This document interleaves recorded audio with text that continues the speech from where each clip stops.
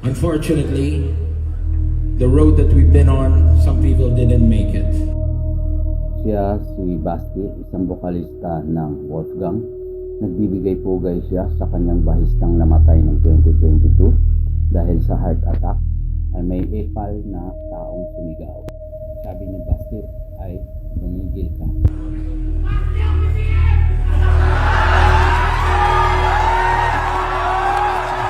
Hey man, we don't give a shit about that tonight, man.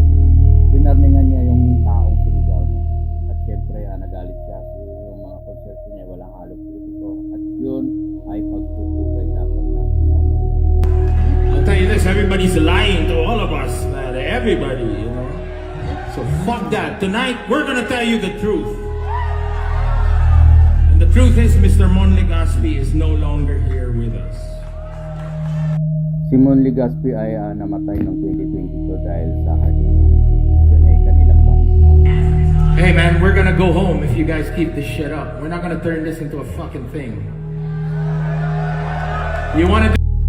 May sumisigaw kasi dyan, minumura nila yung presidente. Siyempre si Basti ay ayaw niya ng politiko, kahit sino man.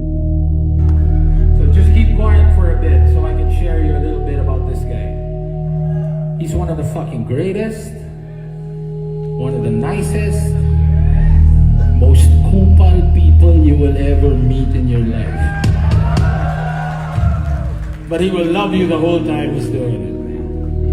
Anyway, get that fucking guy out of here. So ayun na nga, nagliyab na yung buwisit ni Basti nung lalaking panay sigaw. Pinalabas na yan. Umalis ka na, saan ka? Magpakita ka na ngayon.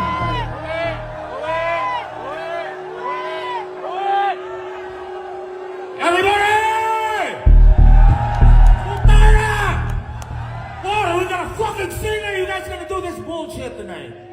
So ayun nga guys, naglabas rin si Basti ng kanyang statement. Ang Wolfgang ay isa sa pinaka-idol ko. Anino. Never fucking forget it!